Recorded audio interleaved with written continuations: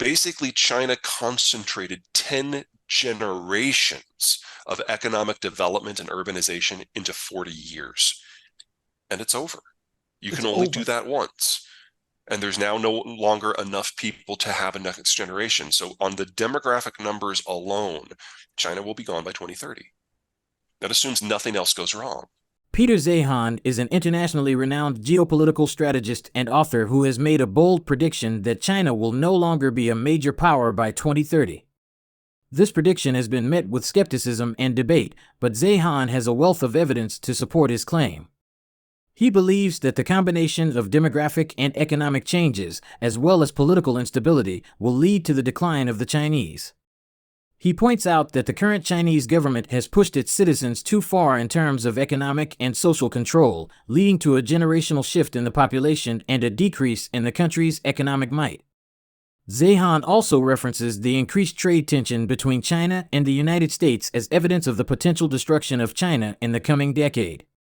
Whether or not Zeihan's prediction will come to fruition, it's an intriguing and thought-provoking concept for anyone interested in geopolitics. Welcome back to our channel. In this video, Peter Zeihan talks about globalization breakdown and demographic changes, implications for energy markets and trade. Please watch, like, and share this video. Also, drop your comments and thoughts below. Remember to like and subscribe to the channel for more related content similar to this. We begin with a short clip of Peter Zeihan. There's a much broader change going on here than just the green transition. We're looking at a breakdown of the entire globalized structure. Part of this is strategic. The Americans created globalization basically as a bribe to convince everyone to be on our side during the Cold War, and it worked. Right. But 1992, the Cold War ended, and we've been edging away ever since. And then second, population structures have evolved. It used to be everyone lived on a farm.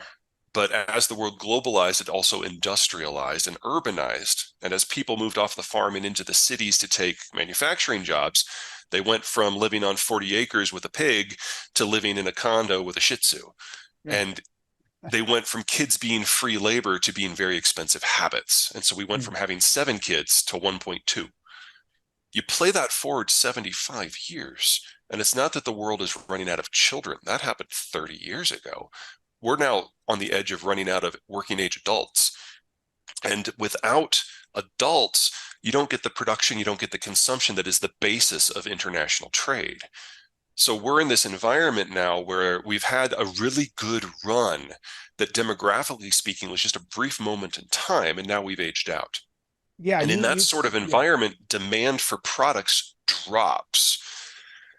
And you remove the Americans from providing the security environment that allows very, very slow-moving super tankers to just inch their way around the world, and everyone is going to have to trade everything differently.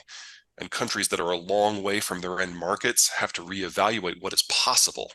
And for places like Iran and Russia, not a lot makes the list. It was just last week that the Europeans put their price cap on Russian crude and essentially said that any Russian crude exported through its Western ports is persona non grata in the European space. All of a sudden, countries that don't like the Russians very much have a vested national interest in interrupting those flows because those flows don't go to them anymore. So if you're Latvia and you wake up on the wrong side of the bed, you could send out a Coast Guard vessel and confiscate a Russian cargo, and no one in Europe will. The Chinese will, but they're on the other side of the planet. So we're now in a position where instead of having a single oil market where everyone has a vested interest in keeping it flowing, even if it doesn't come to them, we now have a split system where parts of the world have a very clear interest in some flows, but not others. This feels a lot like the 1930s. Cutting out the United States from global energy flows in order to keep our surplus production locked up at home. In the video, Peter Zeihan discusses the broader changes that are taking place in the world, including the breakdown of the globalized structure and the evolution of population structures. He mentions that the Americans created globalization as a way to convince other countries to join their side during the Cold War, but since the end of the Cold War in 1992, the United States has been edging away from this structure. Additionally, as the world has globalized, it has also industrialized and urbanized, leading to a shift in population structures. People used to live on farms, but now they live in cities and have fewer children. This shift has led to a situation where the world is running out of working-age adults, which will affect international trade and the demand for products.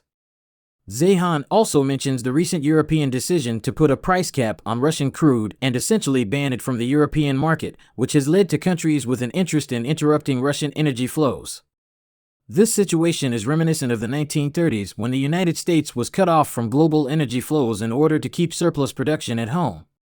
To back up Zeihan's statement on the price cap, the European body placed on Russian oil, a recent post by AP News also revealed that the European Union is imposing a ban on most Russian oil imports, which means that the European Union will not be able to buy oil from Russia. In addition, the Group of Seven Democracies, which is a group of 7 major industrialized countries, has imposed a price cap of $60 per barrel on Russian oil exports to other countries. This means that Russia will not be able to sell its oil to other countries at prices above $60 per barrel. However, these measures may not significantly impact Russia because it has been able to redirect much of its European seaborne oil shipments to China, India, and Turkey, although it has had to sell these shipments at steep discounts. Additionally, the price cap of $60 per barrel is close to the current cost of Russian oil, so it may not significantly reduce Russia's oil revenues. Listen to these carefully. So if we ever do get into an energy crisis, and I think we're going to see this next year, we'll have the Biden administration closing the door on exports, which will supersaturate our market. And there's a lot of details that need to be worked out. There's especially in the American Northeast, which imports its fuels. But overall, you supersaturate the American market, you'll have energy prices going down here as they go up everywhere else. And remember that Saudi Arabia and Iran, that tiff, that's just kind of the first one. If you've got flows going out from the Persian Gulf, I would argue that the country that we need to get into the mindset of being the most disruptive in terms of energy trade is India. India? Yeah, they're the first major stop out of the Persian Gulf. Every drop of crude that flows to China goes by Indian coast, and India is a real country with a real navy and a real air force, and it would be child's play for them to capture every single Chinese tanker. And you want to talk about something that would destroy the Chinese nation in a matter of months? That would do it. We're conflating a couple issues here. They're very real, but they're not interconnected. So let's start with the population issue. When countries urbanize, they have fewer kids. Well, China didn't really begin their urbanization program until 1980, which is about the same time that the one-child policy kicked in. So you got the world's most constrictive population growth policy in it at the same time you started the world's most rapid urbanization process. And so the birth rate today in Beijing and Shanghai is the lowest of any urban centers in world history, less than 0.8 children per woman. Wow. And it's been so low for so long that there are no longer enough Chinese under age 40 to have enough children to generate a new generation. So they've already changed the one-child policy to 2 childs to 3 child, and now it's largely actually abolished. But it was too late, and there are not enough people who could have the kids. And of the people who want kids, they're all living in condos, so there's no space to have a kid. So basically, China concentrated 10 generations of economic development and urbanization into 40 years. And it's over. You can only do that once.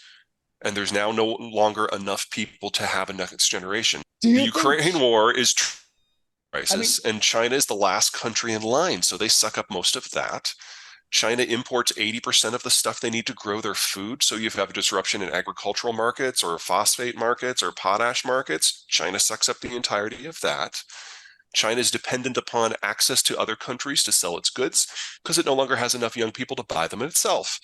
So if the Americans decide to close the trade doors, that destroys China too. We're currently in the midst of an energy crisis, and experts predict that it will only get worse in the coming year.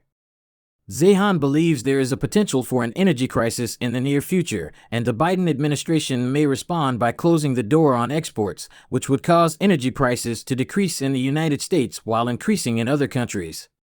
According to Zeihan, everyone needs to be on the lookout for India as they are the most disruptive country in terms of energy trade. He believes there is a potential for India to disrupt energy trade in the Persian Gulf. He also mentions China's declining population and dependency on other countries for resources and markets, suggesting that China's economic development and urbanization over the past 40 years have led to a lack of young people and a declining birth rate, and predicts that China will no longer exist by 2030. Listen to these carefully. Everything that has worked well for the world for the last 75 years has benefited China. But none of it has been because of something China did. China was just fortunate to develop in that specific environment, and now it's ended. The Chinese are now in a position where the only way that they can survive as a nationality, forget even a country at this point, is to strike some sort of long-reaching deal with the United States. The Japanese showed that you can have a very proud, very successful country that can do this, because they cut a deal with Trump that was humiliating, but they knew it was necessary for their demographic, economic, and strategic survival. And then they cut the exact same deal with the Biden administration to show that you could do it with both sides of the political aisle. They're the only country that's ready for what's coming. When you had young adults with fewer kids, they had a lot more money to spend on things, and we got this consumption boom in various parts of the world. When those young adults went from their 20s and their 30s to their 40s, 50s, and early 60s, which is where they've been since 1990, they were saving for the retirement. So we had all this capital. And in order to make technology work at scale, to advance it at scale, you need a whole lot of money to push it through, because you don't know what's going to work. So you work on a lot of different things at the same time, knowing that a lot of them aren't going to work out. Well, now that they're all moving into retirement, that capital is going away. And so the pace of technological advancement that we've been used to for the last 30 years was always just a moment in time. And during those 30 years, people drew a lot of straight line forecasts, assuming that the capital structure was never going to change. And that's where we got things like the singularity. That's where we got things like EVs. That's where we got the internet revolution. Well, the pace now has to not necessarily reverse, but slow down a whole lot, because the money is no longer there, and there's no longer a lot of people in their 20s and their 30s to do the work in the first place. Zeihan argues that China's economic success in recent decades was due to favorable global circumstances, and that the country will need to make a deal with the United States in order to survive. He also discusses the impact of demographic changes on technological advancement and capital investment, such as an aging population and a decline in the number of young adults. Zeihan suggests that these changes will lead to a slowdown in technological progress, and that predictions about technological singularity and the internet revolution may not come to fruition.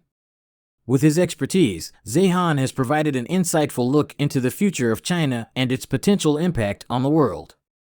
His predictions are thought-provoking and pose an interesting question: what will the world look like if China disappears in just over a decade? Feel free to let us know your thoughts in the comment section below. Kindly share this video with your family and friends, and remember to hit the like button and subscribe to our channel for more updates. Thanks for watching. Anticipate our next video update.